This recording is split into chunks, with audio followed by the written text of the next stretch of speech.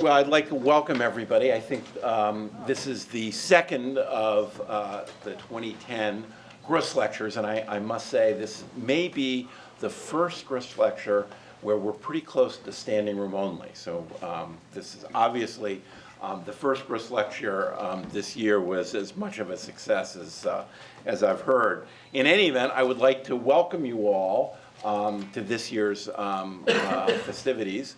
As I'm sure you know, the Gruss lecture has been a long part of the tradition here at Penn Law School dating back to 1987.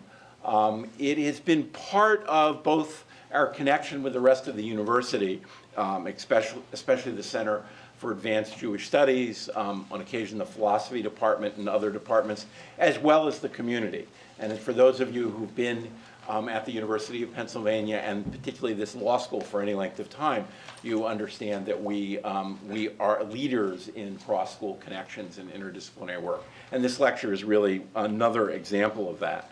Obviously, it's also part of our globalization. The Gruss professors have not always come from abroad, but many of them have, and it's wonderful to have this connection with Israel and other institutions. I think the Grusses would be particularly pleased by the lecture this year. As you know, as I said, it was established by Carolyn Gruss, the widow of Joseph Gruss, who was a banker and who founded Gruss and Company. And they were counted as some of the leading philanthropists in New York, in particular supporting Jewish education. This gift came to the law school in the 1980s and has supported teaching by the Gruss professor as well as an enhancement of our curriculum, and has really been part of Penn Law School for a number of years. We are, of course, delighted to have this year once again, as we had last year, Professor Arye Edrei, professor at Tel Aviv University, who is clearly a luminary in this area. He teaches a variety of courses on the history and philosophy of Jewish law. His main fields of interest are Talmudic jurisprudence and Jewish law in the 20th century. He's also written on law and ideology. I won't go through all of his voluminous publications, but I do want to point out that he is the co-editor-in-chief of Dinei Israel with Professor Suzanne Stone from Cardozo University. He holds LLB, LLM, and PhDs from Hebrew University and has been a fellow at Harvard University. He's been a visiting professor at a number of schools, including Cardozo and Toronto, as well as the University of Pennsylvania. The title of today's talk, The Rabbinic Debate Over Conversion from Antiquity to Contemporary Israel, is, needless to say, a topic of some interest to a number of people, and I suspect there will be some discussion afterwards. So I will not prevent Professor Edrei from beginning his talk, because I know it's quite a discussion of these issues, and I know that everyone in the audience will want to participate. So it really is my pleasure to introduce this year's Gruss professor, Professor Edrei.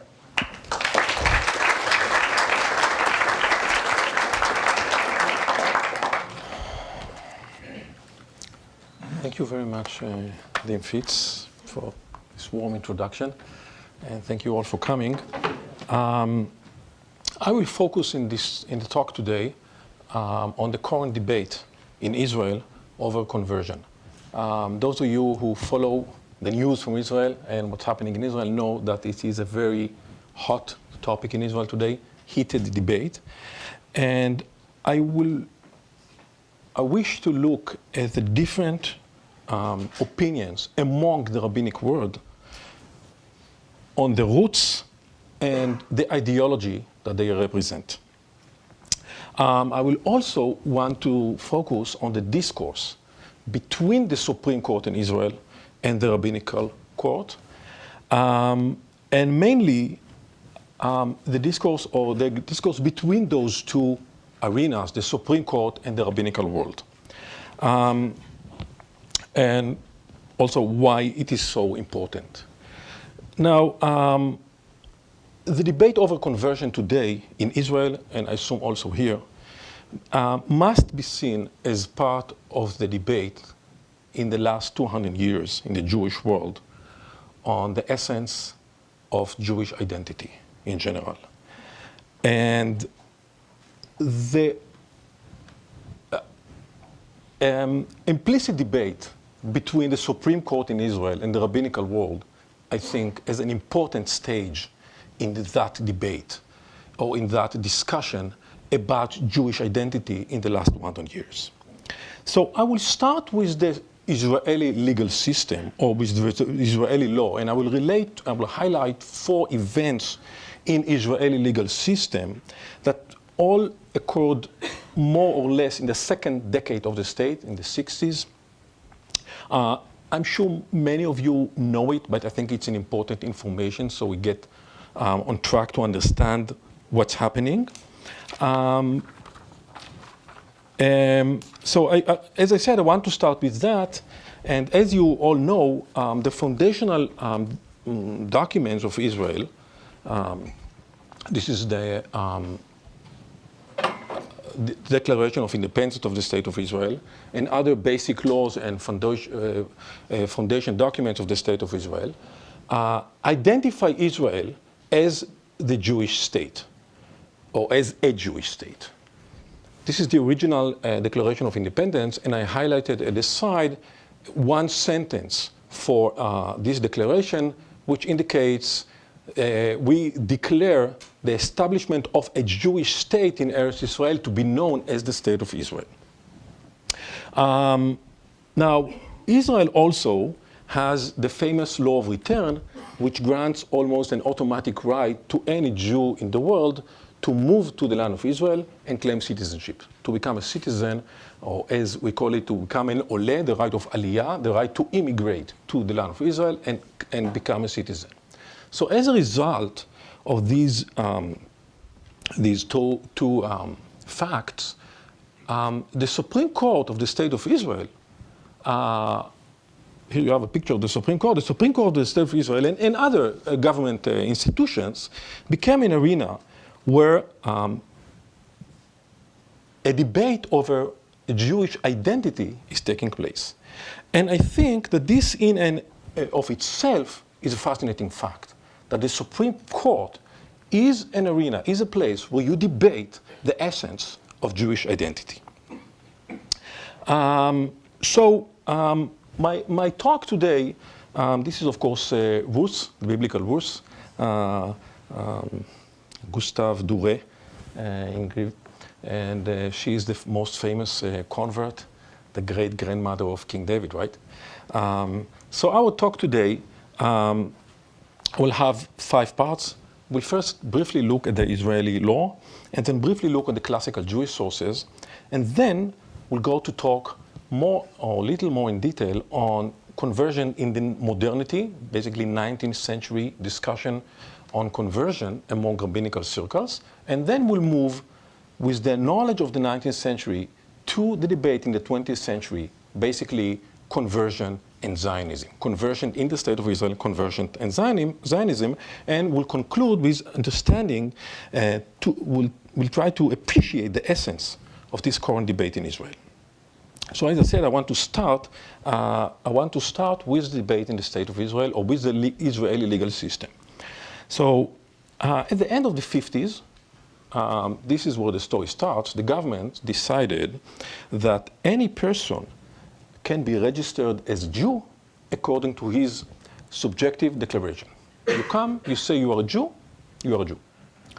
If both parents declare or wish to register their child as a Jew, he is a Jew, despite the fact that only one parent will be a Jew, but the desire of the parents to register a child as a Jew gives him the right to be a Jew. And the government said explicitly in that decision that the Jewish law rules do not apply in the state.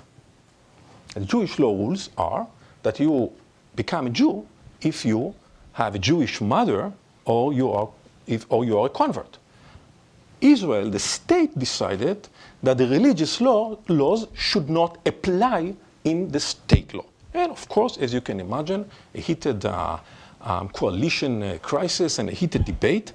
And as a result, And the claims were, on the one hand, the claims were that, this is a defamation of the well-known ancient and holy rules.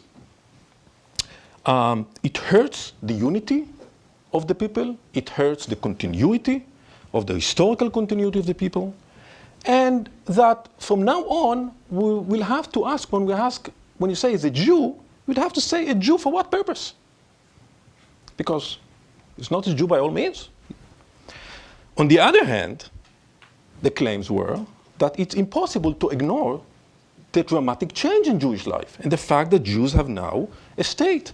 And that the fact that the Jews have now a state obligates redefining what does it mean to be a Jew according to national criteria and not according to religious criteria.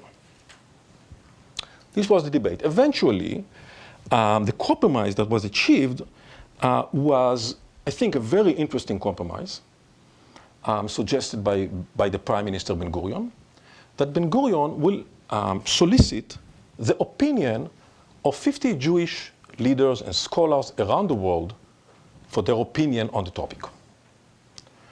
And Ben-Gurion wrote 50 letters to 50 Jewish leaders, 2/3 of them outside of Israel. And this was part of his vision that the Jewish state does not belong only to the citizens of Israel, but to the Jewish people. And so he wrote to rabbis, conservative, reform, Orthodox rabbis around the world. He wrote to intellectual leaders and others. And he received 45 responses out of 50 letters. I never checked who didn't respond, but I read the responses that he did get. And a vast majority of the response he got supported the old traditional criteria, meaning the religious criteria. 37 out of 45 responses that he got supported that the state will stick to the old religious criteria. And as a result of that, Ben-Gurion retracted and the government retracted from the original opinion and decided to adopt the religious criteria. Now, this is not only a coalition issue. I believe, and I think all scholars agree, that Ben-Gurion at the time had a well-established coalition without the religious people. It was part of his understanding that such dramatic changes should be achieved step by step, and incrementally. He didn't want to break out from the Jews around the world. He didn't want to have Jews around the world feel that the Jewish state wants to detach from Jewish history and Jewish tradition. So as I said, the government and Ben-Gurion moved back to the old criteria. But, and this is important, the Supreme Court did not agree. The Supreme Court did not agree. And the Supreme Court ruled against it. And there are two fascinating cases. Basically, the Supreme Court ruled that the existence, the phenomena of a Jewish state represents a new Jewish identity, a national identity. And thus the criteria should be different criteria for identifying who is a Jew. And as I said, this is a fascinating fact that the Supreme Court of the state is the arena, is the authority to decide Jewish identity. And two well-known cases in the Supreme Court. And as I said, I'm sure many of them know about them. I will just say briefly. One is the Rofeisen decision, which is the Brother Daniel, the famous Brother Daniel decision. And Brother Daniel was a priest, a Christian priest, born as a Jew, educated as a Jew, but hiding during the Holocaust in a monastery, and decided to convert to Christianity. But throughout the Holocaust, he endangered his life seriously many times in order to help his Jewish fellows to survive and to rescue the Holocaust. And now, after the establishment of the states, he is coming to Israel and claims citizenship as a Jew. Now, of course, he could come and say, you know, didn't have to say, didn't have to reveal the fact that he converted, nobody would know. But no, he came dressed as a priest, and he said, I am Jewish, although I am a Christian priest. And I feel Jewish, I identify with the Jewish people, I identify with the idea of Jewish state, I want to live in this place. So of course, what is to be Jewish in that time is a fascinating question in this case. So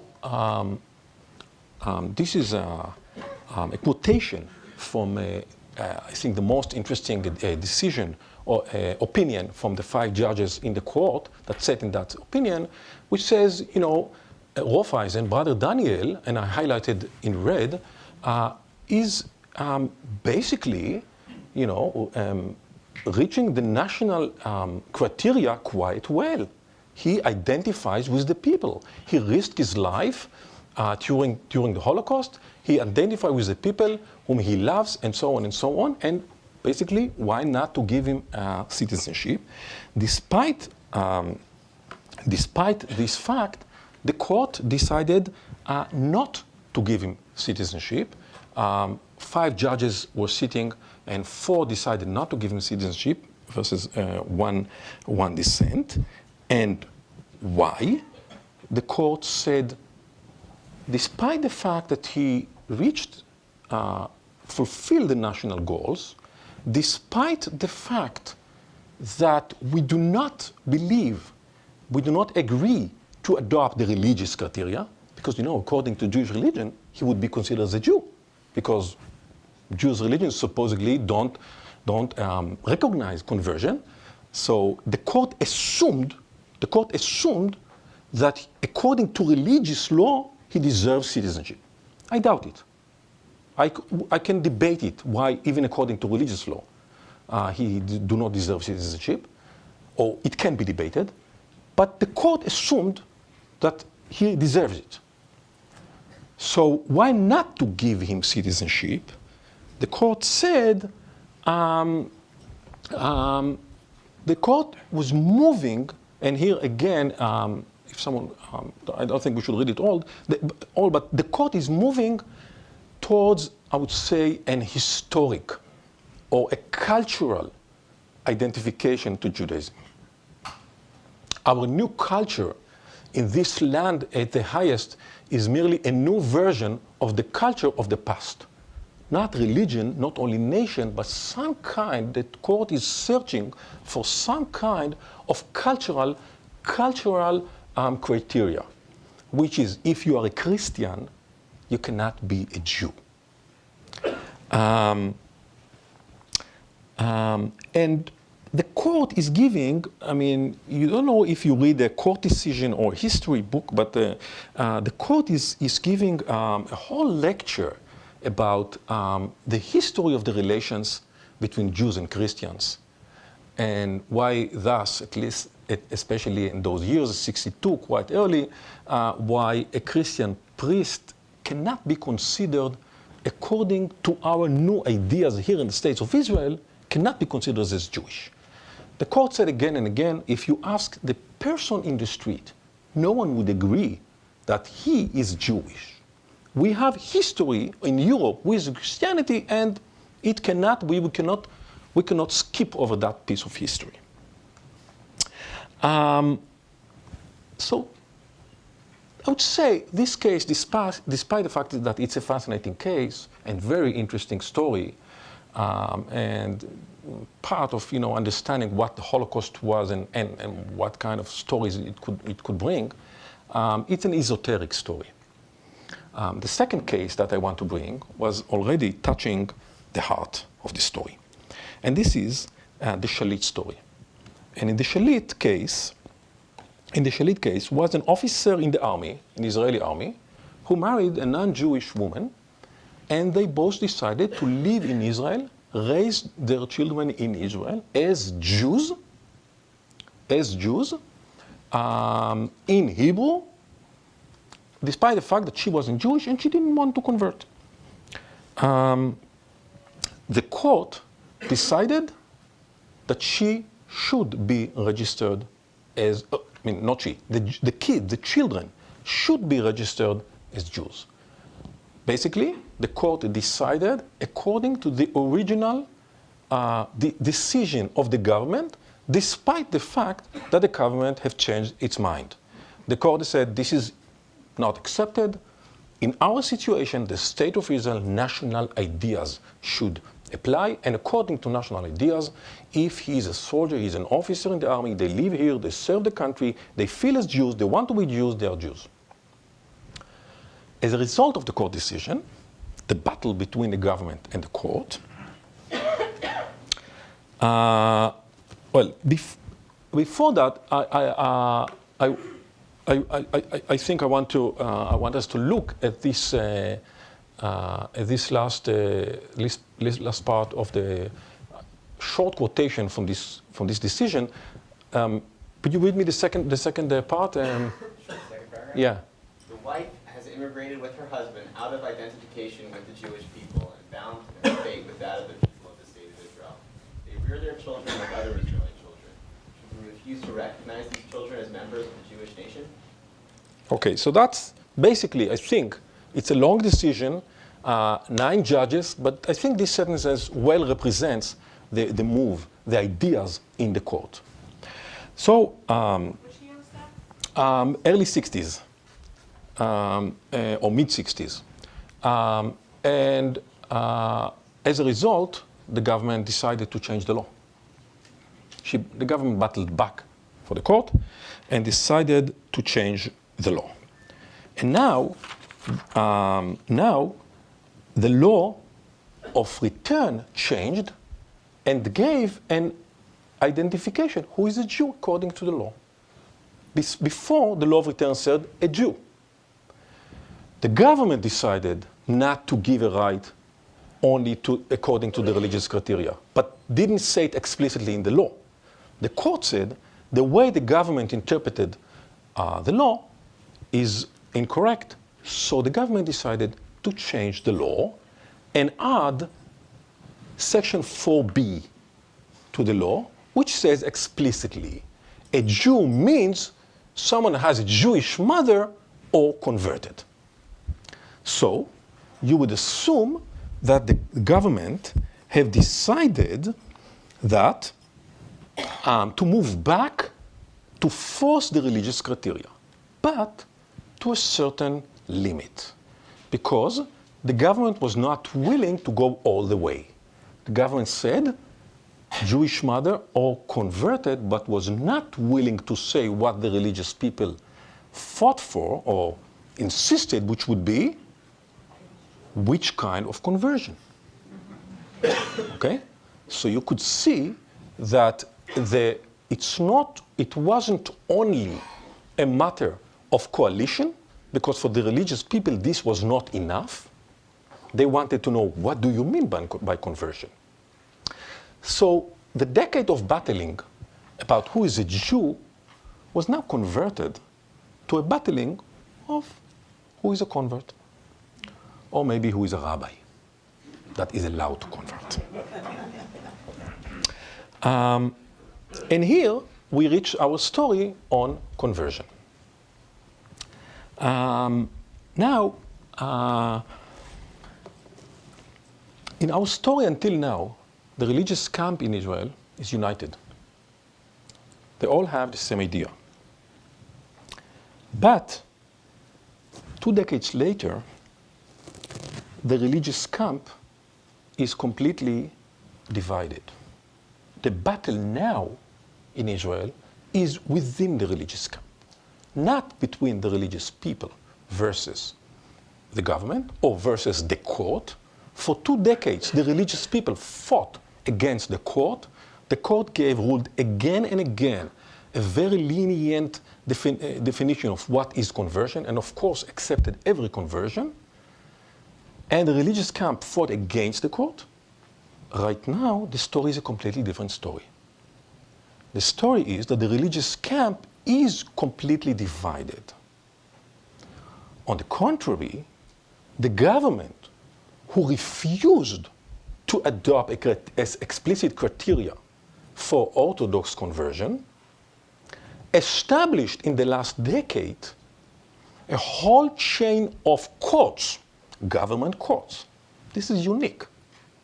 Government courts for conversion. Courts that are supported by the government pays the salaries of the judges, and they are government courts for conversion. Of course, all the judges are Orthodox judges. And the same is in the army. The army, the IDF, have established a whole system of conversion for soldiers, for non-Jewish soldiers. So both sides moved towards each other. Some of the religious camp splitted from the rest of religious camp towards the government, and the government is moving towards that camp by trying to adopt Orthodox or to encourage people to convert and go through Orthodox conversion. So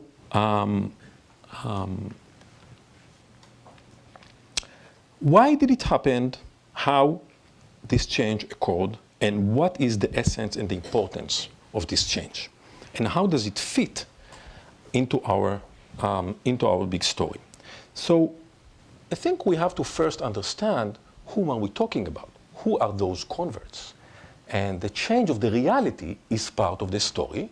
And the reality is that in one decade, the 90s basically, we have 1 million immigrants from the former Soviet Union to Israel.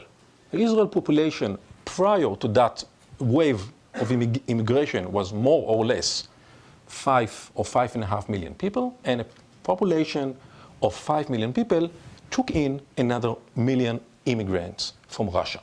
The Jews in Russia were, many of them, marriage of Jews and non-Jews, and because of the laws in Russia, paradoxically, the halachic Jews, those Jews who are Jews according to Judaism, were assimilated. They were not registered in Russia as Jews. Whereas the opposite, if your father was Jewish, despite the fact that your mother was not, you would be registered in Russia as Jewish, and you would remain your identity as Jewish.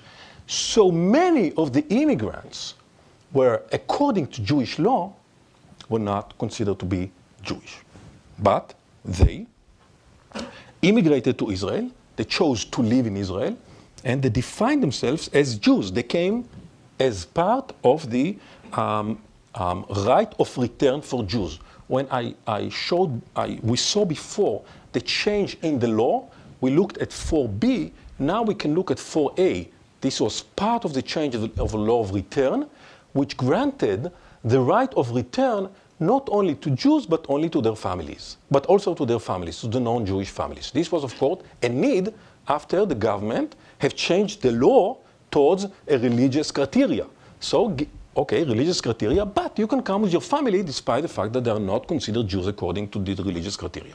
So, 1 million immigrants to Israel, and maybe a quarter of them, some say quarter, some say less than a quarter, but large number of them do not consider Jews according to the religious criteria.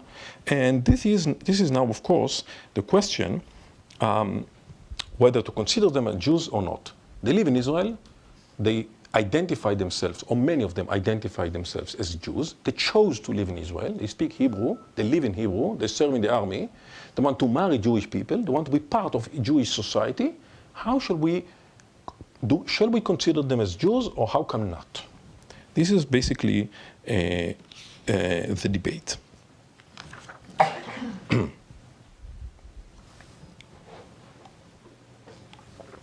And now, contrary to the debate prior to this wave of immigration, a strong voice, I would say, a strong voice among rabbinical circles, strong voice is supporting the idea of conversion. And of course, when we talk now about conversion, we don't talk about proper or fully what Orthodox rabbi understand as conversion of someone who fully adopt all the rules of the religion. So the government establish a whole system on conversion. The government basically, I would say, give the keys for entering the Jewish people to the rabbis. But the government expects the rabbis to behave and not to be too strict. This is the deal. And the rabbis that work with the government supports the deal from an ideological point of view. And we ought to understand what is the interest of both sides. What is the interest of the government? What is the interest of the rabbis? What's going on here? So in order to understand that, we should look briefly into classical sources of conversion. And you might know that what is conversion to Judaism, if you look at in classical sources, the story is quite ambiguous. It's not clear. And the fact that the Talmud is not clear might be understood. The fact that Maimonides is not clear and is ambiguous, if you read Maimonides carefully, you see that he had built the rules of conversion explicitly to be ambiguous. He wanted them to be ambiguous. One might ask himself why. We might talk about it later. So we have 4 elements in Jewish conversion. We have circumcision for men. We have immersion, tefillah. We have a court. We need a court to decide to accept you. And the 4th element is the acceptance of the religion, or the acceptance of the commandments, the acceptance of mitzvot. Now, this is, of course, the last one, the most ambiguous part. What does it mean, the acceptance of mitzvot? What do we mean by that? It's an internal process. And what kind, or can such an internal process be expressed externally? Does the convert need to declare that he is taking upon himself, that he is accepting? Or maybe it's not enough. He needs to convince the court that he's really accepting it. And what happens if he doesn't afterwards? He said, but afterwards didn't do that. Do we have to investigate what degree, what's going on here? So the Talmud doesn't really talk about acceptance, the commandments. The interesting part is that the Talmud talks about informing. We inform him. We inform him. They inform him some of the easier commandments, some of the more some of the more honest commandments. They inform him others commandments, which is more social commandments, as you see here. They inform him the punishments, and they inform him also the reward, not only the punishment. So it's kind of, you get the impression that if someone wants to be a Jew, he is obliged. Now, since he is obliged, so we have to tell him what he's obliged for. You have to inform him. But the Talmud doesn't talk explicitly about acceptance. Although, in another place, the Talmud says, Ethan,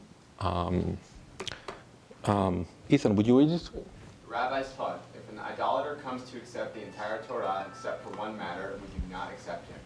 Rabbi Yonah, the son of Rabbi Yehuda, said, even if he refuses to accept one stringency of the rabbis. Okay, so here we do have the idea of acceptance. If he says, I want to be a Jew, but I don't accept only one commandment, I take 612. One, I don't want. We don't accept it. But throughout the generation, this source was, and I think it makes sense, was interpreted, was understood as someone who makes a precondition This is my deal with you, the court. I want to become a Jew, but I let you know, this one thing I do not take upon myself. So we don't accept him. Not only that, but it doesn't say explicitly that if we did take him, that he's not a convert. It doesn't say, it says the policy. The policy is that we don't take him. But did we take him? Is he a convert? Doesn't say.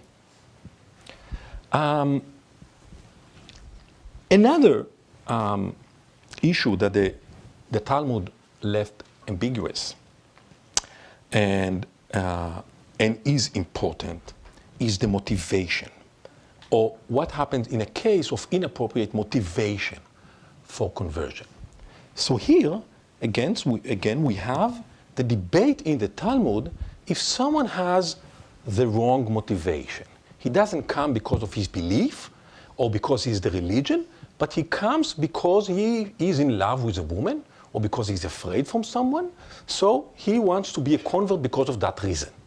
So the rabbis debate, but they rule that despite the fact that we ought not to encourage such conversion, if we did take him, so you see at the bottom, the law is in accordance with him who say they are all valid converts. So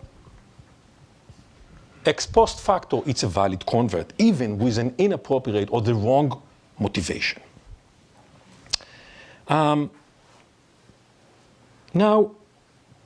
the limits or the lines between the two last questions, the motivation question and the acceptance of the commandments, are not clear throughout the Middle Ages. If you read the sources, you read the rabbinical sources throughout Middle Ages, you don't always understand what are they talking about. They're talking about the problem of motivation, Talmudic problem, or they're talking about the problem of acceptance, the commandments. What exactly are they talking about? It's not clear. And I think the reason that it's not clear is that, after all, throughout the Middle Ages, the discussion on conversion in rabbinic literature is not a serious discussion. Why it's not a serious discussion? Because it's not a real problem. Who is going to convert in the Middle Ages? Who is allowed to convert? In Christian Europe, it's very dangerous to convert. It's forbidden by the church. In Islam countries, it is a sin to convert. Who is going to convert and why? It's rare. It's very rare. And if someone already comes, of course we'll jump on him. So the discussion in the Middle Ages is not as serious. The discussion is more conceptual. This is an arena talking about conversion, to talk about ideology, to talk about how do we understand our identity. But it's not a discussion that is connected to real cases. But this story changes when we move to the modern era. When we move to the modern era, then we find a significant discussion about the issue. And now we know as lawyers that the advantage of an ambiguous law is that it leaves space for later judge or later interpreter to take the law to the direction he believes he should, to the direction it's needed. Ambiguous law has advantages. And legislators sometimes leave laws on purpose ambiguous because they want the court to do the work, because they're not sure, because they have problems, different kinds of problems or different kinds of reasons. They leave laws on purpose ambiguous for the courts to decide. So here, the rabbis in modern time find in front of themselves a law which is quite ambiguous. And different rabbis take it to different directions at that period. Now, why modern era or the beginning of 19th century is a turning point when we're talking about conversion? Early 19th century is a turning point because, of course, Jews in Europe receive civil rights. They become citizens. They have rights. And as a result of the fact that they have rights, this fact led to the fragmentation of the Jewish community. The old traditional Jewish community do not anymore exist. And many Jews do not observe the commandments anymore as they were before. And in many cases, a convert now, which is now permitted to convert, which is also as a result of the change in Europe, you are allowed to convert, but the convert now is joining a different community. Which part of the community you are joining now? The old traditional community, the new community, the secular community, the reform community? Where are you heading? And the question of accepting the commandments cannot be ignored anymore when you have communities of Jews who do not accept themselves the commandments. You could ignore the question in Middle Ages, in Talmudic time, and assume if you come, of course, you join the Jewish community. That's how everyone behaves. That's how you would behave too. We don't have to ask you too many questions. You join a community that is led by the rabbis, that we all know what does it mean to be a Jew. Now, as a result of the fragmentation of Jewish community, different kind of Jews, different communities, and you, the convert, where are you heading? That's basically the question. So, the keys, as I said, the keys into the Jewish community, the admitting criteria into a community is always the best place to debate about the identity of the community. The debate in the 19th century over conversion cannot be seen separate from the debate over the Jewish identity in the 19th century after the fragmentation of the community. This is part of it. And actually, it's the best way to sharp the questions, to sharp the disagreements. How do you admit, how do you let someone in order to understand the identity of the people? So now, as I said, for the first time, the question of mitzvot, the question of commandments is a real problem. But, and there's a huge but here, to the contrary, this is also the first time that rabbis has to consider the fact that if you don't let a convert in, you don't lose the convert. You lose a Jewish family. Because this now in the modern era, what happens is that usually it's a conversion is a result of a marriage or of a desire to get married. If you don't let the non-Jewish part of the family in, the entire family goes out. So this is a new consideration that you must consider that. And this is also a new phenomenon. If we don't let him in, we lose the Jewish spouse, we lose the Jewish children. So how should we deal with it? So let's look at a few sources for the modern time.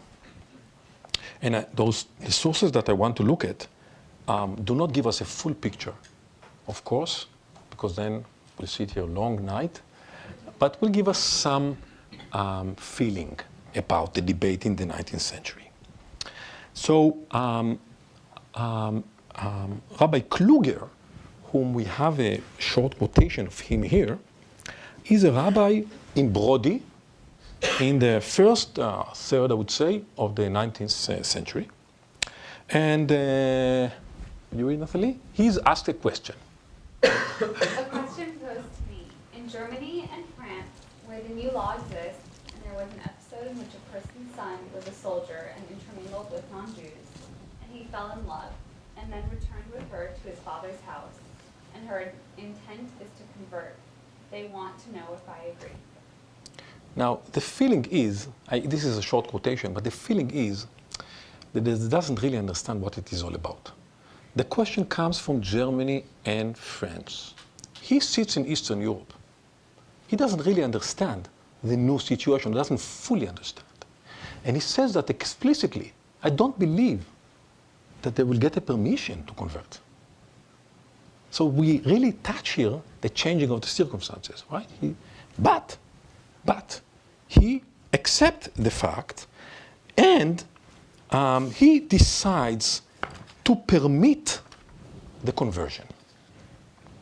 Now, why does he decide to permit the conversions? He says, if I don't allow this, I would lose both. So it's a new phenomenon. I would lose also the Jewish spouse.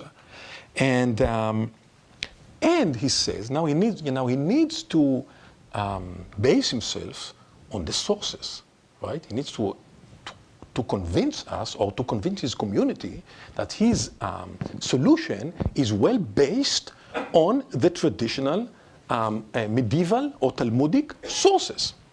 So he's saying as follows, and I think this is fascinating. Natalie, please read it for me.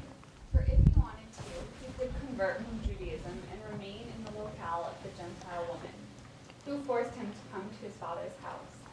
Since he only wants to be a Jew, and for her to convert, it proves that their intent is for the sake of heaven. So do you understand what's going on? In the classical sources, if someone comes to convert because he is a marriage, this is considered an inappropriate motivation. He tells us now, this proves that he has the right motivation.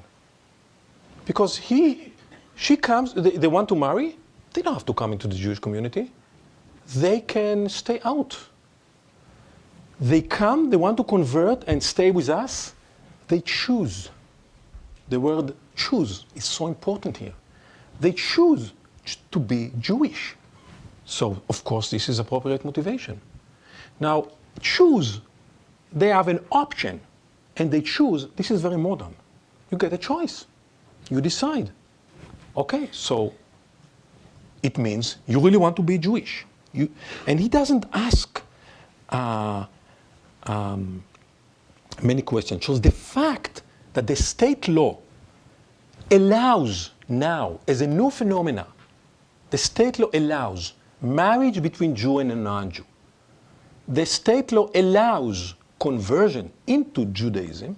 Those are new phenomena. This fact into itself is a proof for him that the conversion is from the right motivation. So paradoxically, the fact that it is marriage is now considered to be the opposite than it was in the Talmud. Now, a century later, almost the same question come to Rabbi Grudzinski, in front of Rabbi Grudzinski from Vilna. I say Vilna. Vilna, right? From Vilna, in Lithuania. And this time, the question was received from a rabbi here in America. And Rabbi Grudzinski struggles. This is, I think, he writes the response somewhere in the second decade, I think, of the 20th century. And he struggles. But finally, he decides to follow the response of Rabbi Kluger, whom we have just seen his response. And he tells us,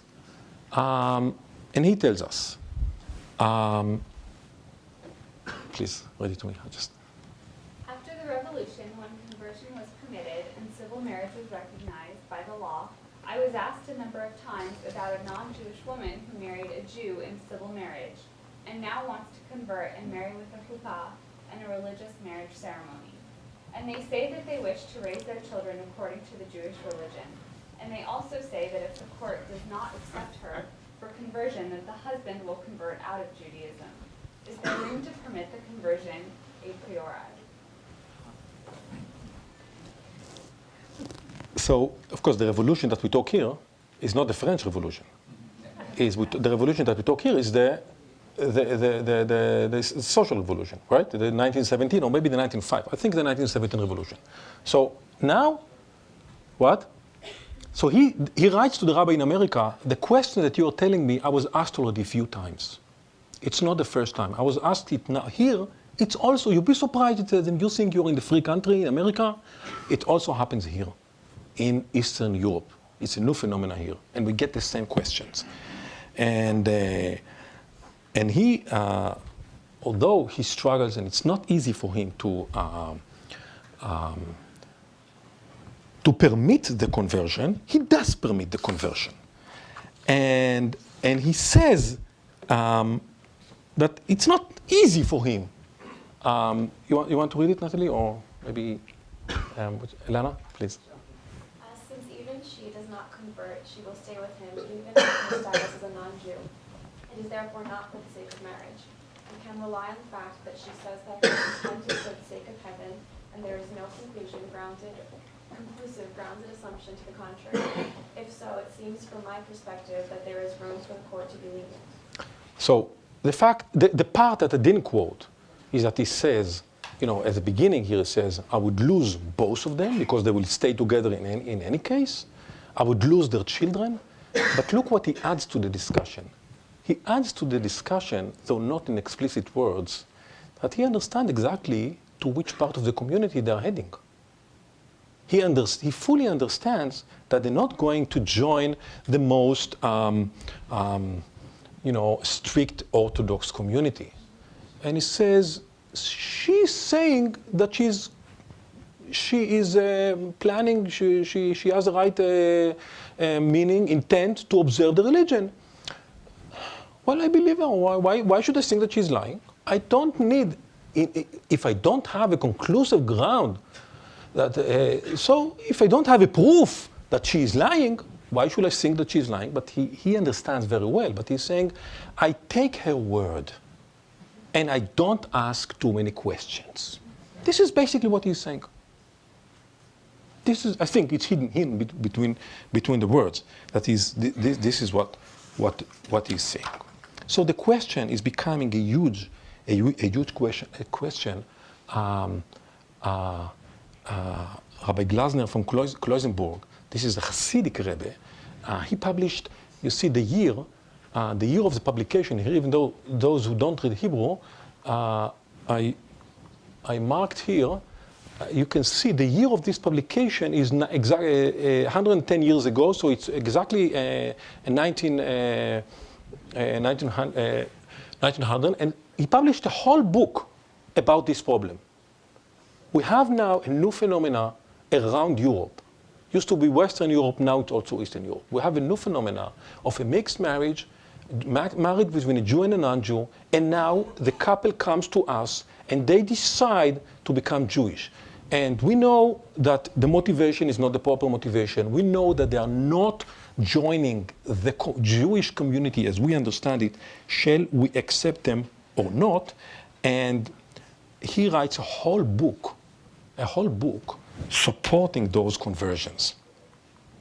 And he's saying, and this is, again, from the whole book, I took a small quotation saying, bringing another criteria or another consideration that must be taken very seriously. What does he say here? He says, if the couple is only the father is Jewish, so according to Jewish law, the children are not Jews. But he says, to the technical law, they are not Jews. But of course they are. They are sons of a Jewish father. The law doesn't change the nature. And they are still his natural children. And now, how will he leave them?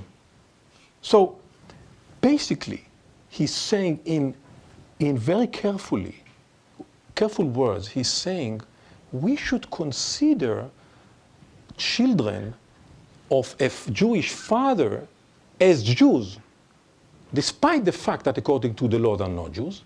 To what extent we should consider them as Jews, that we should encourage them to convert and be very lenient and let them come back.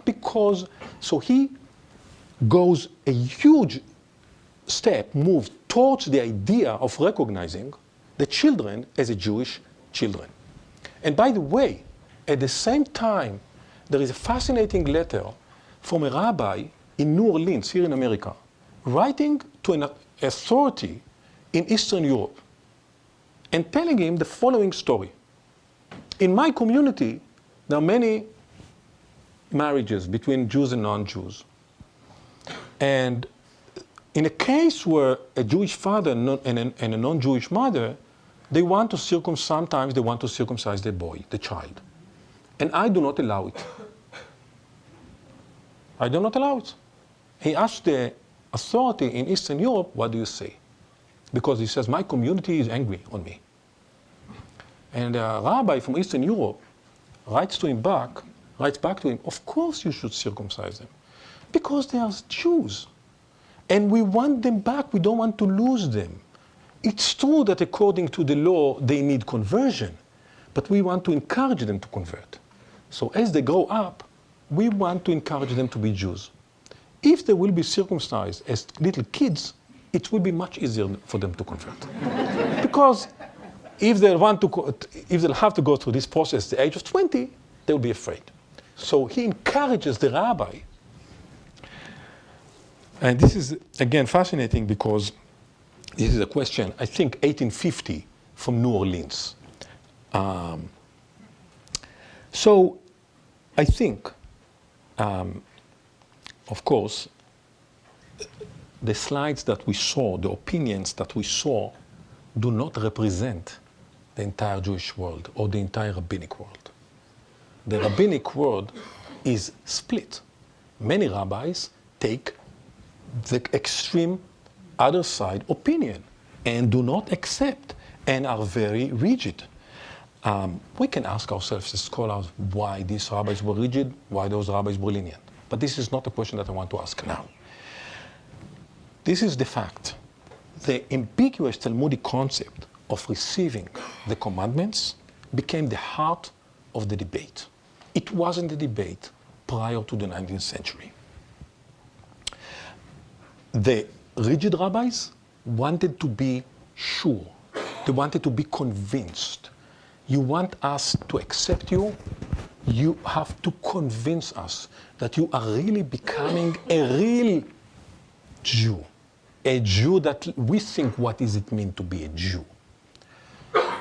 You are coming to our old traditional community. Otherwise, we do not accept the conversion. We have to find what is the real intent. Maybe this is a new innovation, but the reality is innovative. The entire situation is an innovative situation. So the rigid rabbis also taking an innovative step. So as I said before, the question that stands at the back of the whole debate is not only who is a convert, or how to convert. This is a debate over Jewish identity at the time of the fragmentation of the community. What it defines Jewish identity? Or to say it in different words, how do we determine the boundaries of the Jewish community? Can we continue to see ourselves as one community, or can't we? Of course, the rigid rabbis sought to maintain the old traditional community, to surround themselves with walls and say, this is where we are. If you want to join us, you're mostly welcome. We do not recognize another option of being a Jew. The lenient rabbis, on the contrary, sought for ways to maintain the entire Jewish community as one community and to allow a new identification, a more lenient identification for the Jewish identity or for conversion. The question is, of course, what to do now? Shall we close ourselves? Shall we open? Shall we welcome? Or shall we restrain? This is the ideological debate in the 19th century. And of course, the conversion is part of it. The slogan of Rabbi Sofer, whom we consider to be the founding father of the Orthodoxy or the founding father of the ultra-Orthodoxy, the slogan of Rabbi Sofer was, "We are not responsible for them." I think I should have a slide of it here. Yeah.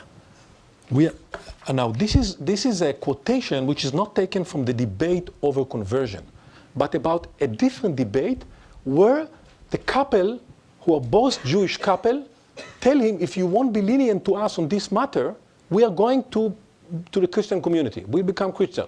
And Rabbi Sofer says, go. I'm not responsible for you. So the slogan, his slogans was, we are not responsible for them. So if we're not responsible for them, so why should be lenient in conversion? Why should we? There's no reason, and it's impossible. Basically, he thought, maybe he was right, maybe he was wrong. I'm not taking, I'm only describing. He thought that there is no way to continue to see the Jewish community as one community. And he said, my role now is to identify the new Jewish community. The new Jewish community will be the old Jewish community. And only those who participate, join my way, I recognize them. The rest, I'm not responsible. Now, he is considered, Rabbi Sofer, to consider very traditional rabbi. But the truth is that he is a huge innovative. To say, I'm not responsible for other Jews, it's a great innovation from a standpoint of a rabbi. This is something completely new. But, as I said, the reality is new. And that's how he understands that he is as a leader of the community should react to the new phenomena. So, with this information, I want to move to the 20th century and to debate in the Zionist era. And I want to start with lots of writings, and of course we cannot look at everything. We look on two rabbis, on two opinions, which are very interesting. The first opinion which I want to look at is given by Rabbi Unterman. I don't know if some of you heard the name.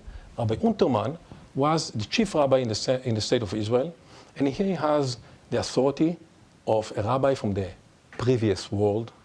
He is an East European rabbi from Lithuania who survived the war because during the war he was already in England, serving as a rabbi in England, and then came to Israel and was invited to be the chief rabbi of the state of Israel.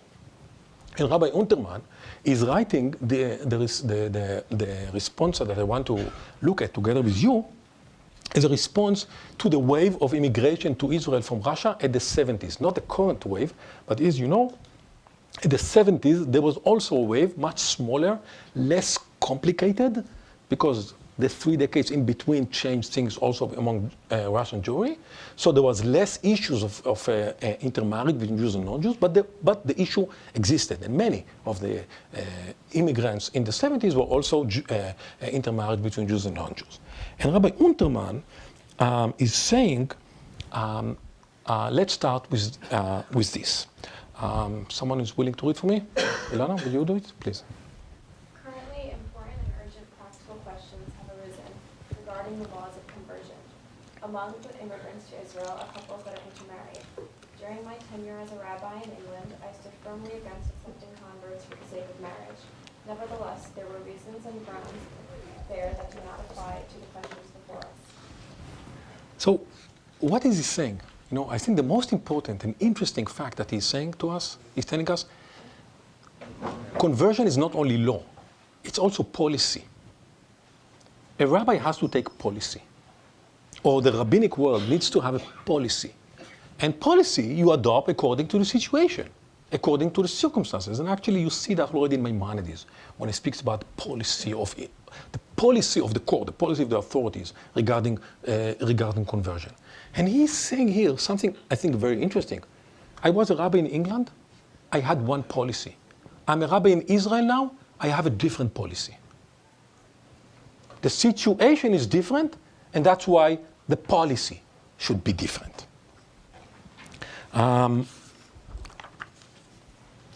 Now, why the situation is so different that the policy should be different?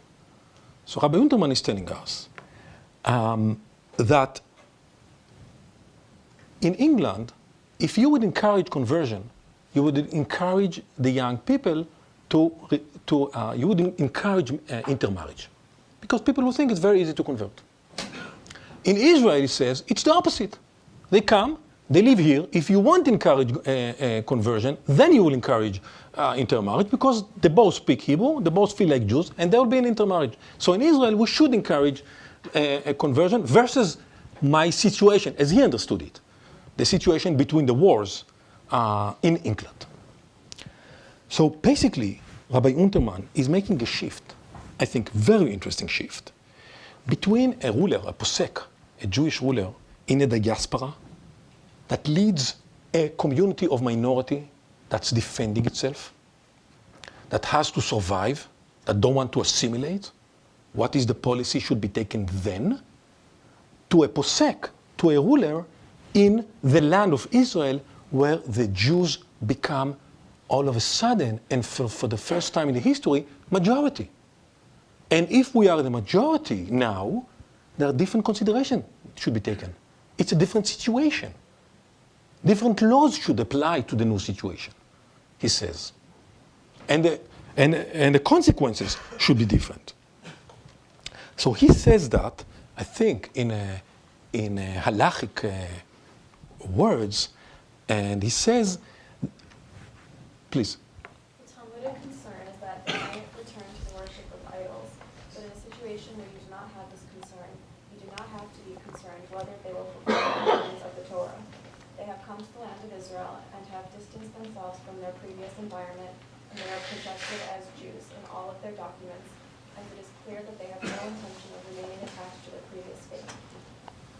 So I think he's talking in what we call a halachic vocabulary, halachic language, but we are allowed to look at it a bit from distance and see what is he saying here.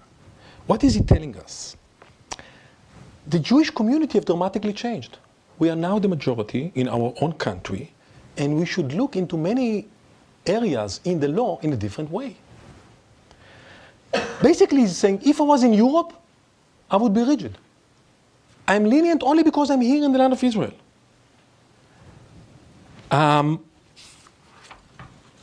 Here, in order to preserve the community, I must be lenient. So, if you come to the land of Israel and identify yourself as a Jew, you are a Jew. Basically, this is what he's saying. And you need to go through conversion, but we welcome you. We will be very lenient, will not insist on the idea of mitzvot. So I'll finish soon, don't worry. I see that I need a few minutes. The ambiguity, the Talmudic ambiguity, was taken in the 19th century to one direction, and in the 20th century to another direction. In the 19th direction, the school of the rabbis that we looked at used the ambiguity in order to deal with converts who do not want to accept the mitzvot, the commandments, or do not observe the commandments. In the 20th century, the ambiguity of the Talmud is taken by that school of the rabbis in order to see someone who joins the enterprise of the state of Israel as joining the Jewish people. And this is basically what we see here in front of us. So Rabbi Unterman, in his words, or between the lines of his words, he recognized the Zionist period as a phenomena, as a reality that can influence the definition of who is a Jew or who is a Jewish community. What is a Jewish community? Now, the last rabbi that I want to look at is a rabbi that is talking now, where the debate is more heated, and he hasn't got the authority of a Lithuanian rabbi like Unterman. So he speaks, he's more moderate the way he speaks. He doesn't say it as explicitly as these words. That's basically saying you come to the state of Israel, you prove you want to be a Jew, otherwise why do you come here? The Rabbi Ariel that I want to look at, as I said, is more moderate. Basically what he's saying is like Rabbi Glasner that we saw before, also a Jew that is not halachic Jew, that is not a Jew according to the Jewish law, I'm still responsible for him. I'm responsible for him. He's part of my community, and I have responsibility for him. maybe here it is even more clear. Ilana, want to read it? Please. In addition, there is a serious concern about assimilation here in Israel and the loss of the Jewish identity of the state of Israel. When there is serious concern about an obstacle affecting large numbers, one should adopt a policy towards conversion that is appropriate to the circumstances. Our task today is twofold, not just to correct the sins of the past, but also to prevent similar results in the future. For the very same reason, we should encourage the conversion of non-Jews who have Jewish lineage. Okay, so basically, if you remember the words of the Khatam Sofer, we are not responsible for them. The words that we just read, both from Unterman and Ariel, is a response saying, yes, we are responsible to them. And we are responsible, as he said, to the Jews that came and were assimilated in the Soviet Union because of the pressure on the Jews there. So we need, if they want to come back, they came back to live in the state of Israel, we need to help them. And we are responsible for the future generation of our own people in the land of Israel to prevent an intermarriage. So if I conclude what we've seen, I think at the heart of the Jewish thought and Jewish halachic debate and Jewish thought in the modern era since French Revolution is the question, who are the Jews? What are the Jews? Are we a religion? Are we a nation? Are we a culture? What is Judaism? What are the Jews? And the fragmentation of the Jewish community, the decline of the power of the religion, the loss of the power of the community, the equal rights that the Jews have received brought this debate. The halachic discourse of the 19th century is divided between those who say, let's go into our own separate community and don't care about the rest. Let's build a wall around ourselves. And those who say, let's try and remain united. And as I said before, the best window to look at, to view, to understand the debate is the debate over conversion.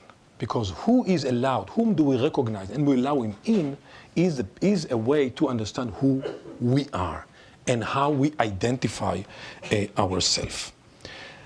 A century later, in the 20th century, when the national idea came up and the idea of giving the Jewish people the national identity, and as a result of the success of that idea, the establishment of the state, the expected result was that the criteria will be national criteria entering into the Jewish people. And the rabbinic world was split again.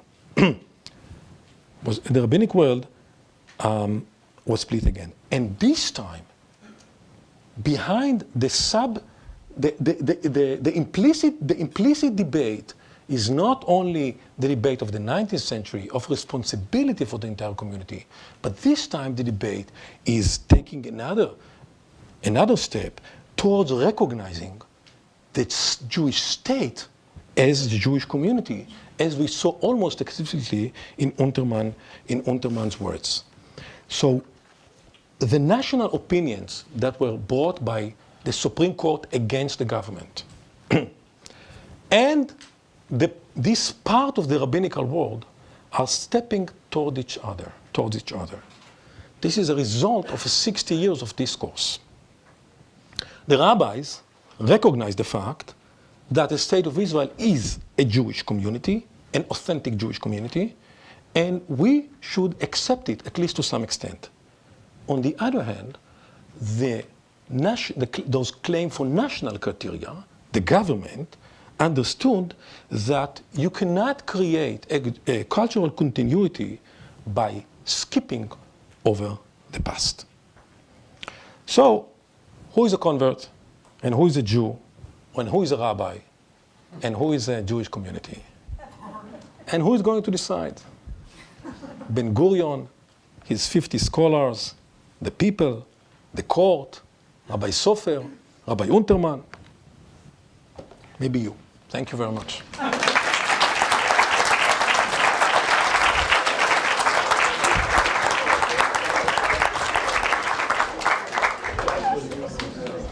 Professor Edrei asked me if we could have a few questions. The hour is late. Everyone is invited to a dinner, which is upstairs in Silverman, catered by Max and David's. But we have time for a few questions. Professor Cohen at Brown University, in his book, The Beginnings of Jewishness, says that the criterion was based on patrilineal descent until about the 2nd century, with the rise of the rabbi. Professor Schiffman, in his book, Who Was a Jew? Who was a Jew? The book is Who Was a Jew? Yes, Yeah, okay. says no, that it was matrilineal beginning as early as the Persian period, in the 6th or 5th century BCE. What is your opinion? We're going to take 3 questions, and he's going to answer them all at once, because he's a Talmud Chacham. It's a question which is related, though not directly addressing your talk. You're pointing out the differences amongst rabbis in Israel, but it seems to me there is a fundamental difference between rabbis living in the diaspora about conversions and the rabbis in Israel. And I've encountered a number of cases where people were converted in Europe by various rabbis, very orthodox rabbis, and these conversions were not recognized by the rabbis in Israel. Can you tell us a little bit about it and about the hierarchy in this rabbinate? You said at the end that it seems that nationalists, like the courts and the religious authorities, are coming closer to each other, with religious authorities recognizing nationalism and national authorities recognizing the continuity of the Jewish people. But it seems that when you talk about the courts, they weren't recognizing a religious heritage of the Jewish people, but just a historical continuity. So is the national side really coming closer to religion in ideology or just in practice?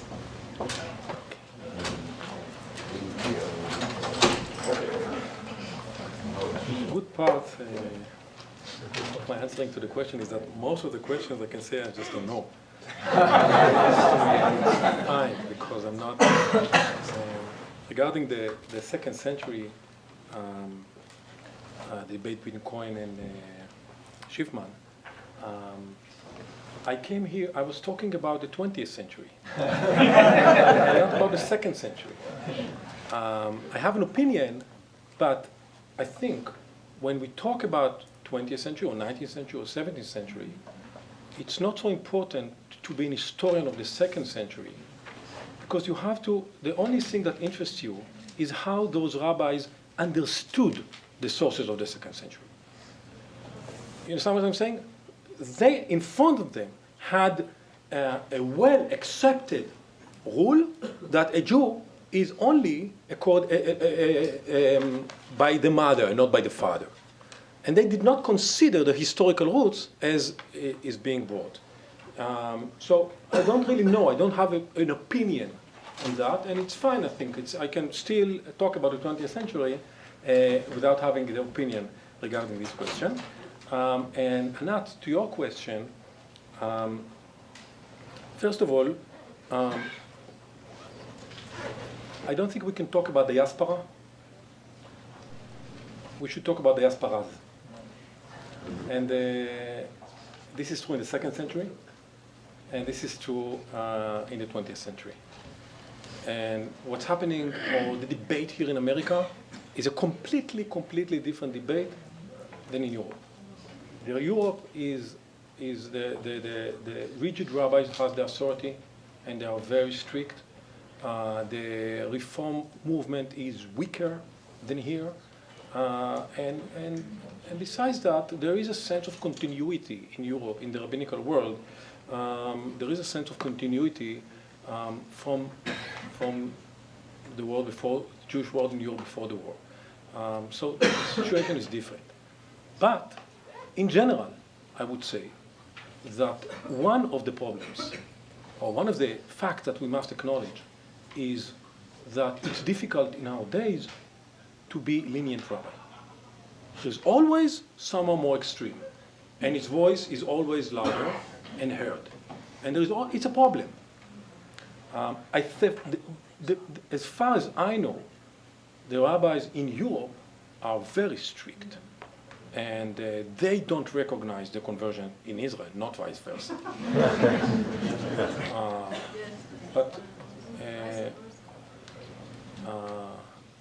Now to your question, and I think your question is important. I think part of a response to you is the understanding that it's kind of an illusion, and the court says basically that it's kind of an illusion to talk about culture, Jewish culture in the Middle Ages without Jewish religion. It's impossible to distinguish, to differentiate between them. And this was the main arena, the main area where Jewish culture developed, was the religion, or the religious literature.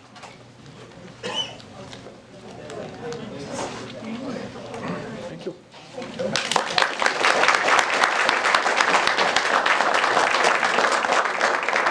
So